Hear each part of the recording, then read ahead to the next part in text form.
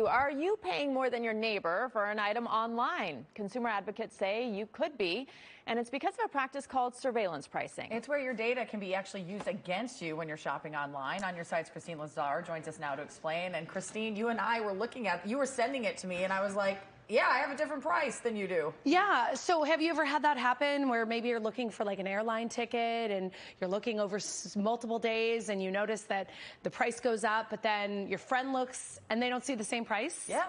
It can be frustrating. Yeah, totally. So as a mom to 3 kids, I shop a lot, and it is usually online, but I didn't really know how surveillance pricing works until I believe I became the target of what consumer advocates say is a deceptive practice that could soon be illegal in California. Have you ever heard of surveillance pricing? No. Any idea what it is? No idea. Many shoppers have never heard of it. Have you ever heard of the term surveillance pricing? No. But once they learn what it is, consumers we spoke with all had a similar response. It sucks. I mean, like, it's not fair. It makes me feel cheated. It's unfair for sure. What is surveillance pricing? Surveillance pricing is when you are charged based on your personal data, your personal whereabouts, information that is known about you based on your electronic surveillance by a company. Consumer Watchdog President Jamie Court says companies will use data like where you live, how often you shop online, and how much you spend while doing so. And then they charge you a price based on that data, and their algorithm determines how ready you are to buy a product. And if you're more ready, they charge you a higher price. And if you're less ready, they'll charge you a lower price. It's something I believe I experienced when I was shopping for a swim backpack for my daughter online. I'd been Googling the item she wanted for days from my cell phone, but one evening I happened to be on my laptop when I found the cheapest price yet on Amazon, down from $79.99 to $50.89. Since I have the app on my iPhone, I tried to switch to my cell to make the purchase. But when I did, the price was suddenly $57.11, about $7 more. I thought it must be a mistake, so I used the share function and emailed myself the link from my laptop. But the backpack still showed up as more expensive once I opened it on my phone. 2 different prices on 2 different devices at the exact same time.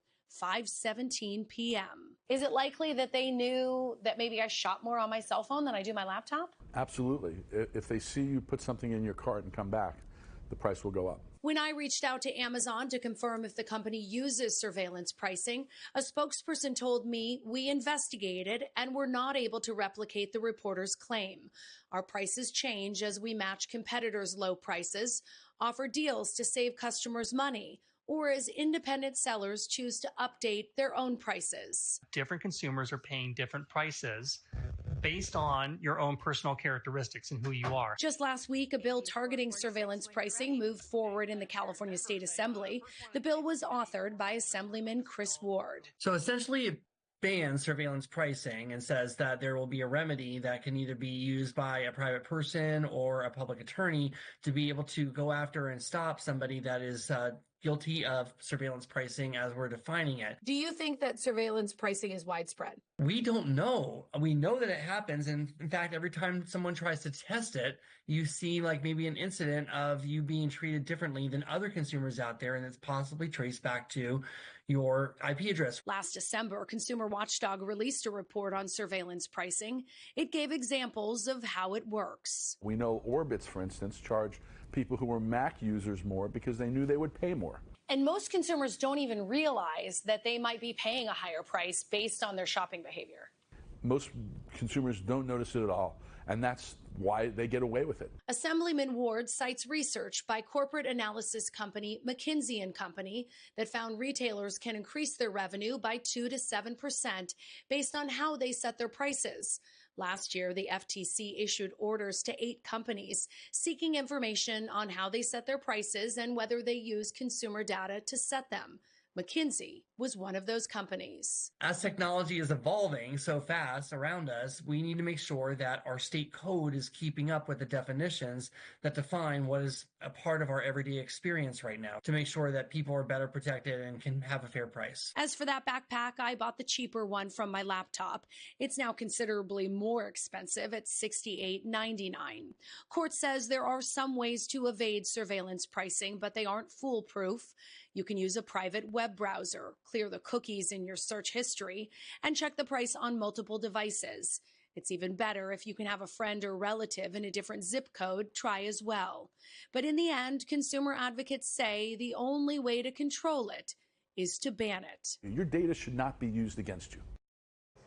Though the FTC took up this issue last year, it appears the current administration has abandoned that investigation at the federal level. So the states really are in control now, and California lawmakers, there is some momentum there. So I think we'll see some movement in this year. Now, I did reach out to Orbitz, which is now owned by Expedia, which was mentioned in that surveillance pricing report, and they essentially said that they're aware of this bill, that they're working with lawmakers, to basically follow the law, but also to make sure that consumers get lowest prices available. And that's what a lot of these retailers will say, that you're seeing a variation in prices because they want to show you the lower price. But a lot of the consumers say, wait a minute, I feel like I'm seeing a higher price often. So do you just have to have like multiple devices to look at things? Well, I mean, look, that's not practical for every purchase you make. But I will say this experience has kind of changed the way I will shop for higher ticket items. And you kind of need to decide what that threshold is for you. For me, if I'm going to spend $100,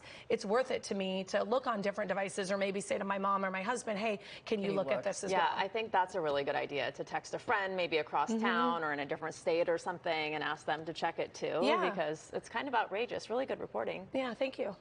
All right, Christine, thank you.